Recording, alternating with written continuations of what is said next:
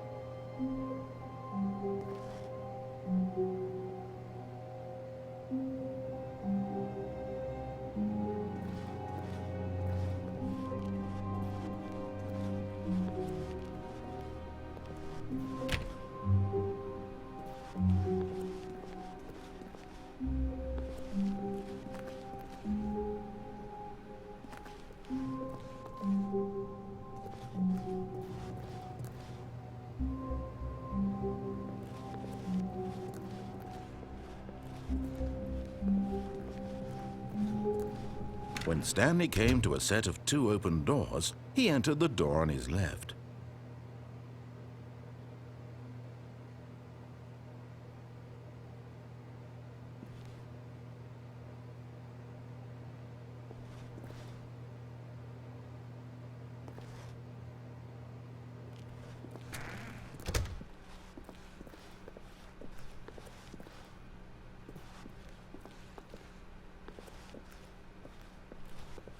Yet there was not a single person here either.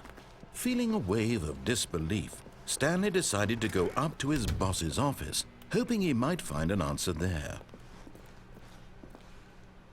Coming to a staircase, Stanley walked upstairs to his boss's office. But Stanley just couldn't do it. He considered the possibility of facing his boss. Admitting he had left his post during work hours, he might be fired for that. And in such a competitive economy, why had he taken that risk? All because he believed everyone had vanished? His boss would think he was crazy. And then something occurred to Stanley. Maybe, he thought to himself, maybe I am crazy. All of my co-workers blinking mysteriously out of existence in a single moment for no reason at all? None of it made any logical sense. And as Stanley pondered this, he began to make other strange observations. For example, why couldn't he see his feet when he looked down? Why did doors close automatically behind him wherever he went? And for that matter, these rooms were starting to look pretty familiar. Were they simply repeating? No, Stanley said to himself, this is all too strange. This can't be real. And at last, he came to the conclusion that had been on the tip of his tongue. He just hadn't found the words for it. "I'm dreaming!" he yelled. "This is all a dream." Oh, what a relief Stanley felt to have finally found an answer, an explanation. His co-workers weren't actually gone. He wasn't going to lose his job. He wasn't crazy after all. And he thought to himself, I suppose I'll wake up soon. I'll have to go back to my boring real-life job pushing buttons. I may as well enjoy this while I'm still lucid. So, he imagined himself flying and began to gently float above the ground. Then he imagined himself soaring through space on a magical starfield, and it too appeared. It was so much fun, and Stanley marveled that he had still not woken up. How was he remaining so lucid? And then perhaps the strangest question of them all entered Stanley's head. One he was amazed he hadn't asked himself sooner. Why is there a voice in my head dictating everything that I'm doing and thinking? Now the voice was describing itself being considered by Stanley, who found it particularly strange. I'm dreaming about a voice describing me, thinking about how it's describing my thoughts, he thought. And while he thought it all very odd and wondered if this voice spoke to all people in their dreams, the truth was that, of course, this was not a dream.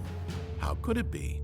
Was Stanley simply deceiving himself, believing that if he's asleep, he doesn't have to take responsibility for himself? Stanley is as awake right now as he's ever been in his life. Now, hearing the voice speak these words was quite a shock to Stanley. After all, he knew for certain, beyond a doubt, that this was in fact a dream. Did the voice not see him float and make the magical stars just a moment ago? How else would the voice explain all that? This voice was a part of himself too. Surely, if he could just... He would prove it. He would prove that he was in control, that this was a dream. So he closed his eyes gently, and he invited himself to wake up. He felt the cool weight of the blanket on his skin, the press of the mattress on his back, the fresh air of a world outside this one. Let me wake up, he thought to himself. I'm through with this dream. I wish it to be over. Let me go back to my job. Let me continue pushing the buttons. Please, it's all I want. I want my apartment, and my wife, and my job. All I want is my life exactly the way it's always been. My life is normal. I am normal. Everything will be fine. I am okay.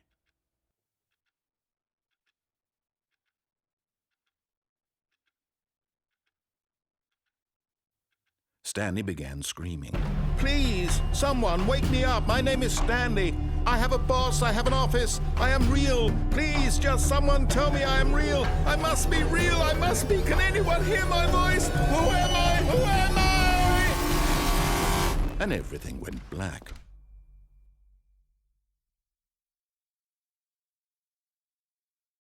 This is the story of a woman named Mariella. Mariella woke up on a day like any other. She arose, got dressed, gathered her belongings, and walked to her place of work. But on this particular day, her walk was interrupted by the body of a man who had stumbled through town talking and screaming to himself, and then collapsed dead on the sidewalk. And although she would soon turn to go call for an ambulance, for just a few brief moments she considered the strange man. He was obviously crazy. This much she knew. Everyone knows what crazy people look like. And in that moment, she thought to herself how lucky she was to be normal. I am sane. I am in control of my mind. I know what is real and what isn't. It was comforting to think this, and in a certain way, seeing this man made her feel better. But then she remembered the meeting she had scheduled for that day. The very important people whose impressions of her would affect her career, and by extension, the rest of her life. She had no time for this, so it was only a moment that she stood there, staring down at the body. And then she turned and ran.